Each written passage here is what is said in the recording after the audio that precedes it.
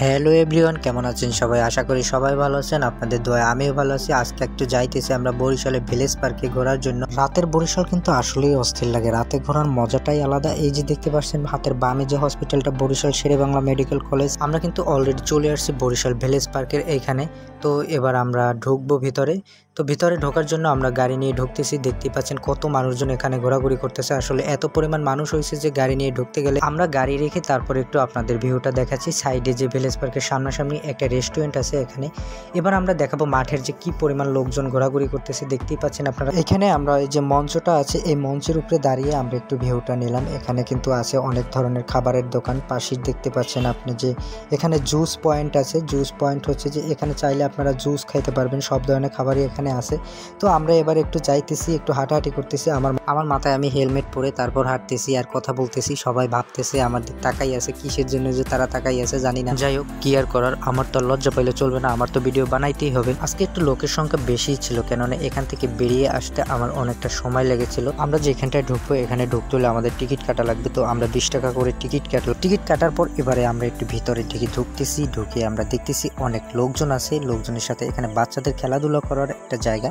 সবাই দেখতে পাচ্ছেন যে বাচ্চারা খেলাধুলা করতেছে এখানে। এটি শুধু বড়দের জন্য নয়, এটা শিশুদের জন্য একটি অদ্বিতীয় স্থান। মুক্ত আকাশের নিচে এখানে বাচ্চারা যে খেলাধুলা করতেছে, আসলে ওদের খেলাধুলা করার জন্য কিন্তু এই পার্কটা তৈরি করা হয়েছে। অনেক রকম খেলাধুলা করার জন্য এখানে অনেক জিনিসপাতি রাখা আছে।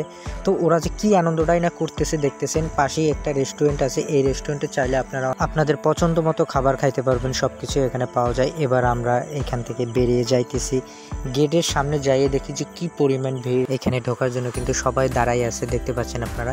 এবার আমরা চলে গেলাম ভিলেজ পার্কের একটু মাঠের পাশে। রাস্তায় যে রাস্তা করা আছে ওই রাস্তায় একটু হাঁটতেছি। এখানে কিন্তু সব ধরনের মানুষই আছে, বন্ধু বান্ধব মিলে আসে, অনেকে তার প্রিয়জনকে নিয়ে আসে, আবার অনেকে তাদের পরিবারের লোকজনকে নিয়ে আসে। সময় কাটানোর জন্য হচ্ছে এই একটা ভালো প্লেস। বিশাল সবুজ মাঠ, পাখির কিচিরমিচির, শান্ত পরিবেশ। এখানে আপনি চাইলে আপনার প্রিয়জন ও পরিবারের মানুষের সাথে একটু আনন্দময় সময় কাটাতে পারবেন। মাঠের পাশে কিন্তু অনেক রকমের খেলনার দোকান আছে। এখানে বাচ্চারা দেখতে পাচ্ছেন যে কত খেলনা কেনাকাটা করতেছে।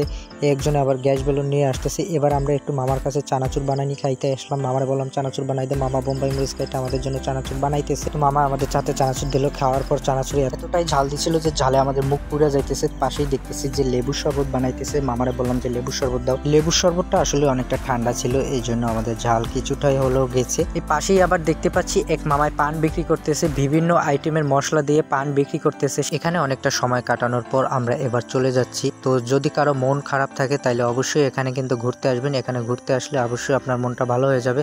তো সবাই ভালো থাকবেন, সুস্থ থাকবেন এবং অবশ্যই আমার চ্যানেলটা সাবস্ক্রাইব করবেন।